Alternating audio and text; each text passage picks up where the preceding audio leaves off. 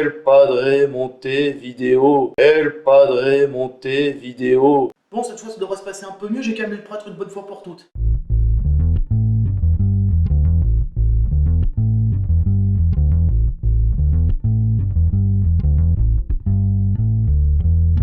Bonjour et bienvenue dans cet épisode 15 de Geek Librairie, spécial JDR et garantie sans règles. Ouais, tu vas pas nous refaire un coup à la Capharnaüm? Tu vas pas t'y mettre toi non plus parce que sinon je t'envoie à rire. Pathétique. Bref, aujourd'hui on va pas tomber dans la facilité. Non.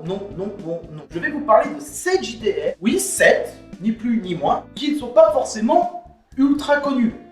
Peut-être un ou deux sont un peu plus connus que les autres, mais bon après tout il faut quand même que j'en mette. Mais il sera garanti sans ADD, sans Warhammer, sans l'appel de Cthulhu. Ouais, il ne contiendra ni Vermine ni Capharnaüm dont j'ai déjà fait des numéros dessus. Ouais, garanti 100, parce que les JDR il y en a plein.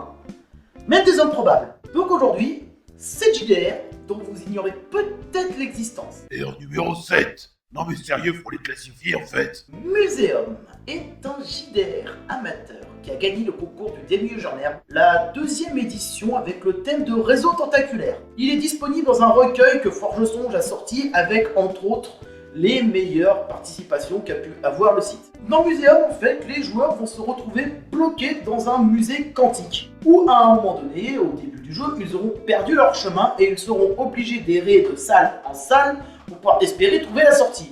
Autant dire, c'est pas gagné. C'est un univers intéressant qui rentrerait dans une catégorie survival non horreur. Quoique vers la fin, sans spoiler, je vous laisse la surprise si vous tombez dessus. Mais ça peut donner des choses assez bizarres. Salut, j'ai dévoré ton âme avec une bande de potes. Le gros avantage de Muséum, c'est que le maître de jeu peut y intégrer tout ce qu'il veut dans ce musée. Car après tout, c'est censé être un musée qui regroupe plus ou moins toute la connaissance humaine. Donc l'imagination y est très vaste. Et le côté burst. Ah, je suis obligé d'expliquer ce que c'est qu'un burst. Attention, ceci est une explication holistique informative. Un burst, en fait, c'est un jeu type Notre Autogroupe Patient 13, oui, où tu commences une campagne, tu finis la campagne, tu peux passer directement à autre chose. Tu as fini le jeu. Merci, au revoir. Même si techniquement, après, un maître de jeu peut toujours inventer la suite. Mais bon, le concept du burst, c'est ça. Ceci était une explication holistique informative. Merci de votre patience. Et en 6ème place, on va retrouver... Non mais vas-y, tu peux répondre. Pourquoi on les classe? Ça sert à rien de faire un top. Deadland Reloaded, édité par Black Book. Ouais, celui-là il est un peu connu quand même. Ou comment revivre la guerre de sécession entre Nord et Sud d'une manière complètement inédite, mystique et fantastique. Pour faire simple, nous avons deux États-Unis, comme d'habitude, les confédérés et les sudistes qui se tapent sur la gueule, mais les nations indiennes se sont réunifiées en un seul État, la Californie s'est écroulée avec son Big Crunch, ça commence à faire beaucoup de bordel, les pirates asiatiques ont envahi l'Ouest américain, et la guerre du rail fait rage. Et n'oublions pas la roche fantôme qui est le moyen du jeu de faire du steampunk. Avis aux amateurs. Évidemment, avec tout ça, le tableau ne serait pas complet si je ne parlais pas un petit peu de la magie et de son système de règles. Oh non, je n'en parlerai pas trop. Si ce n'est que des jetons de poker sont en jeu, et que la magie peut se faire avec des cartes à jouer. Ça, c'est classe. C'est comme si on jouait au poker avec le diable. Tu l'auras compris en vrai. Ici, c'est pas un endroit pour les piétins. Bref, un jeu où superstition, magie, horreur trouveront toute leur place. À la 5ème place, on va retrouver... Non mais sérieux, ça commence à m'ennuyer de les annoncer là. Aqualare en français ou Aqualare, un jeu très méconnu qui a pas eu un énorme succès en France mais en Espagne. Ouais, en Espagne. Et de quoi ça parle? Ça part d'un contexte politico-mystique qui démarre dans l'Espagne des 5 royaumes. Oui, déjà c'est le bordel, qui trouvera après plus tard sa place jusqu'au XVIe siècle, avec tout le côté alchimiste, avec Nicolas Flamel, l'or du midi le matin, enfin la pierre philosophale, tout ce genre de choses. Mais aussi tout le satanisme vu à l'espagnol. Et quand on sait que les Espagnols étaient de très grands inquisiteurs... Spanish Inquisition!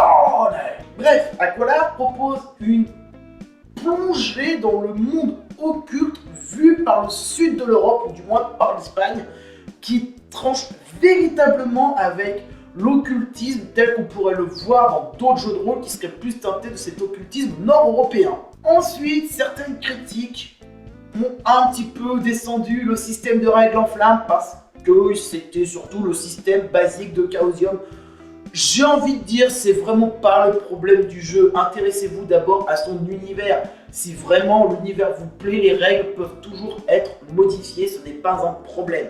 4ème place. Allez, ça y est, je déprime. Et là, on va parler d'Yggdrasil par le 7ème cercle. Non, attends. T'es en train de nous parler d'un jeu mainstream, là. Alors j'avoue, ce jeu-là est un jeu assez mainstream parce qu'effectivement, on peut retrouver des critiques jusqu'à sur Sci-Fi Universe. Enfin, Sci-Fi Universe, on fait quand même pas mal de critiques de JDR aussi, mais bon. Vous êtes fan de Vikings, vous aimez un peu le contexte historique et quelque chose qui ne vous prend pas forcément pour un con en survendant à un guerrier stéréotypé boosté aux stéroïdes, Yggdrasil peut être fait pour vous. Yggdrasil, c'est une des grosses prods de la boîte avant 2010, donc déjà bien avant la série Viking. Et grâce à la série Viking, comme je l'ai dit, le jeu pourrait très bien revenir au goût du jour. Bonjour a une vision un petit peu moins barbare de l'univers viking, parce que le viking n'était pas qu'un forcément barbare assoiffé de sang. Oui, hein, le barbare était capable aussi de commercer, il n'a pas fait que brûler Paris, hein, quand même, hein, on rappelle. Finalement, le jeu nous dépeint les vikings comme une société comme les autres. Et le premier qui est pas content, j'envoie mes ancêtres vikings, et je leur ferai boire du calva dans votre crâne. Bon, évidemment, le tout est tout saupoudré quand même de divinité, de mysticisme, de fantastique, hein, rassurez-vous, il y a peu de tout ça.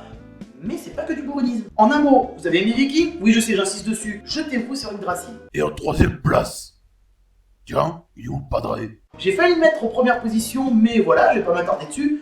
Je veux parler évidemment de Cendre. Donc oui, Cendre, écrit par Stéphane Chapuis et édité par le Matagot. Du post-apo. Ça faisait longtemps, tiens. Bon, évidemment, c'est pas n'importe quel post-apo, parce que si on exclut les secrets du livre ou du meneur qui sont pour moi un truc optionnel, je vous dis franchement, moi les secrets qu'il y a dans le livre du meneur, je ne les utilise pas, je ne suis pas spécialement fan. L'histoire est complètement loufoque, mais c'est optionnel. Heureusement. Nous avons là un post-apo classique où la loi du plus fort et du plus violent peut prévaloir. Mais pas partout. Car dans Cendre, il reste aussi des silos de civilisation avec, je sais pas moi, deux communautés européennes qui se tapent sur la gueule, la République de Bretagne, la République Basque, les Émirats Arabes de Narbonne et de Marseille, l'Arconta pirate de Toulon, les cités sœurs de Saint-Étienne et Lyon. Ouais, non, là c'est du troll, mais c'est vraiment le cas dans le jeu. Enfin bref, c'est un sacré merdier, mais ça reste des îlots de civilisation, et ma foi, ça rend le tout fortement intéressant. Ne le voyez pas complètement comme un Mad Max, mais plutôt comme un Far West moderne, avec très peu de technologie.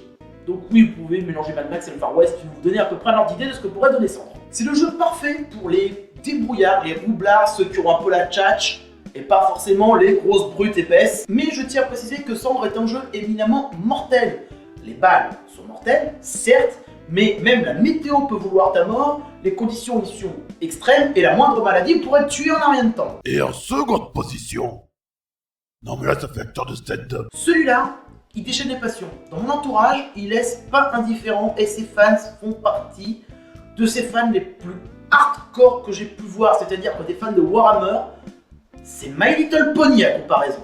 Non, je plaisante pas. Je veux parler de Agon, créé à la base par Mathieu Gaborit, qui est devenu un JDR. Bientôt, je ferai un numéro sur Gaborit, rassurez-vous, il y a beaucoup à en dire. On y trouve toute une création du monde liée à l'art, et tout cela se mêle à l'histoire avec le côté dramaturgie grec.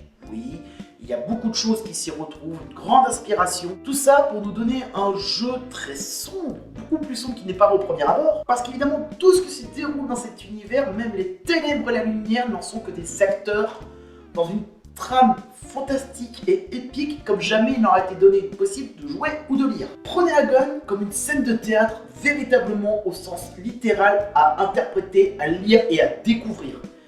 Ça vous changera des standards de la fantasy qu'on peut se taper à l'heure actuelle. Et en première position, nous allons retrouver... Ah c'est bon, j'arrête. Comment ça sert plus à rien d'arrêter maintenant? Il n'y a pas d'autre jeu qui incarne mieux le steampunk que Castle Falkenstein. Ce jeu est le steampunk, c'est-à-dire qu'en fait, quand on vous parle de steampunk, on va sûrement vous sortir des références récentes, mais non, oubliez toutes les références récentes, et si vous voulez vraiment une référence steampunk, vous prenez Castle Falkenstein. Je pense que c'est une pépite qu'on devrait revoir un peu plus souvent sur nos tables, malgré son système de règles qui peut être complexe et qui a été adapté maintes et maintes fois par des MJ un petit peu bidouilleurs. Mais l'univers en lui-même est génial, avec un Jules Verne, évidemment ministre des Sciences, tout ce genre de choses, ça peut aller très loin. C'est-à-dire que tous nos délires steampunk qu'on a maintenant, en partie, on les avait déjà dans ce jeu de rôle. Ce jeu a l'étoffe des plus grosses productions de l'époque, elle n'a absolument rien à leur envier, Et oubliez donc, comme je dis, le steampunk, oubliez la brigade chimérique et ce genre de jeu un peu à la mode en ce moment. Retournez un petit peu aux origines et intéressez-vous à Castle Falkenstein. Castle Falkenstein propose véritablement la campagne épique par excellence, à peu près au même niveau que celle de Capharnaüm ou celle d'Agon. Si vous voulez une campagne épique un petit peu différente des standards de Warhammer et Donjons et Dragons et j'en passe, c'est calibre du genre, intéressez-vous à l'univers de Castle Falkenstein car il apporte véritablement un plus dans votre collection. Bon, je vais en placer un hors catégorie. Bon, oui, ça fait 8 JDR, mais celui-ci n'est pas encore tout à fait sorti. Je veux parler de Minddagger. C'est quelqu'un qui bichonne son JDR depuis maintenant presque 3 ans dans toutes les conventions qui ont lieu en ce moment.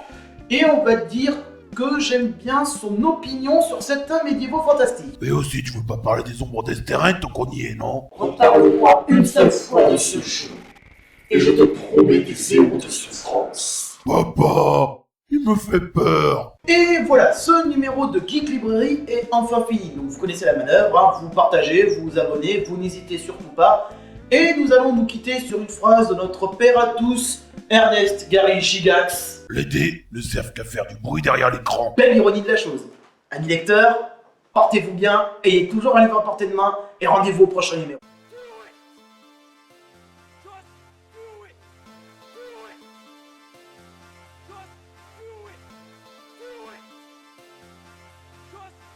Ça y est, il est content. Il a refait un top. Oui, alors, ça te pose un problème? De toute façon, je m'en fous, je peux même en préparer un deuxième dans la foulée si ça t'intéresse, tiens. Oh le con!